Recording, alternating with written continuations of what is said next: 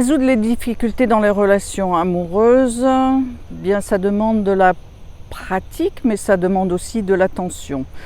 Je vais faire ça rapidement en 3 points, et si vous voulez en savoir plus, si vous avez besoin de plus d'aide, il y aura un lien dans la description de la vidéo en dessous, et vous pouvez prendre un rendez-vous avec moi.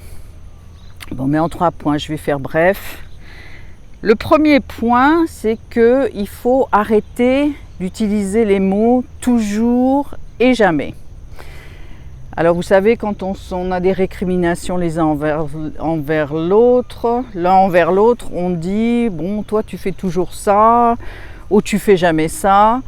Bon, ça c'est quelque chose auquel prêter vraiment attention. Au point qu'on en est arrivé avec mon mari à employer cette phrase, bon, pour apporter un peu d'humour dans la situation, ce qui aide toujours. J'ai toujours raison et il n'a jamais tort, ou le contraire. Il a toujours raison et je n'ai jamais tort. Donc j'espère que vous allez en arriver au point d'examiner quand vous commencez à utiliser les mots toujours et jamais, vous êtes déjà sur la mauvaise pente. Vous utilisez les mots toujours et jamais, ça doit faire tilt dans votre tête et vous vous rendez compte qu'il y a quelque chose que vous pouvez changer là. La deuxième chose extrêmement importante, c'est d'arrêter de parler à ses amis, ses girlfriends, de votre mari, ou bon, j'emploie le mot mari ou femme, bon, que vous soyez marié ou pas, c'est pas ça qui est important. Arrêtez de parler de vos difficultés de couple avec vos amis, quels qu'ils soient. Je pense que ça, c'est vraiment ce qu'on appelle en anglais breach of trust. Ça veut dire que vous cassez la confiance avec la personne avec qui vous partagez votre vie.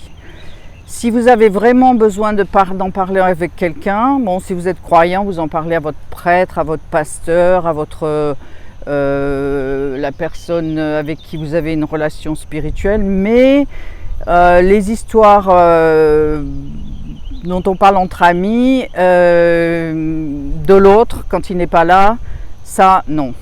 Et bon, croyez-moi, je vous dis ça en connaissance de cause parce que j'ai entendu beaucoup de choses par beaucoup d'amis différents et je pense pas, et moi je l'ai fait avant d'être mariée, quand j'avais vraiment des difficultés avec les hommes avec qui j'étais ou l'homme avec qui j'étais à ce moment-là.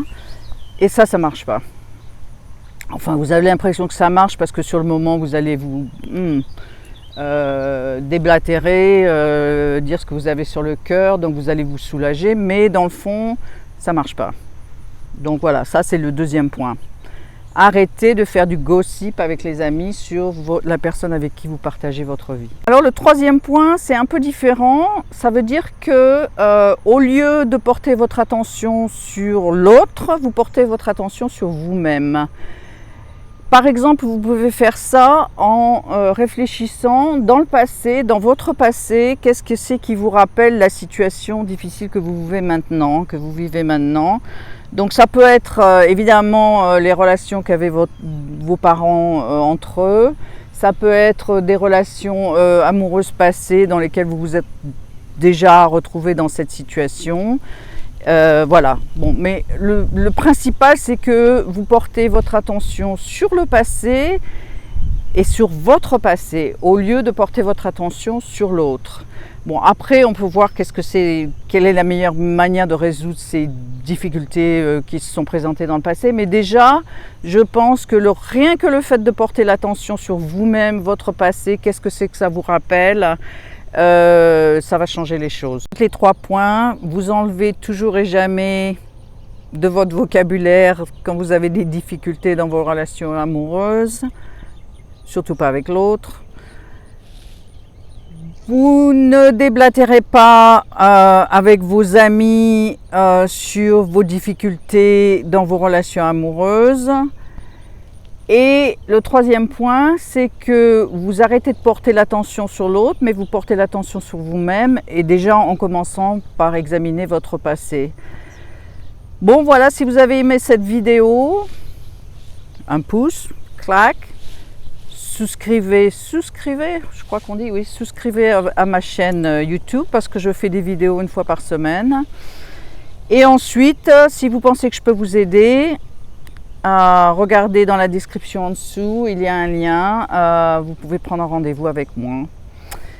Je vous dis à bientôt, au revoir.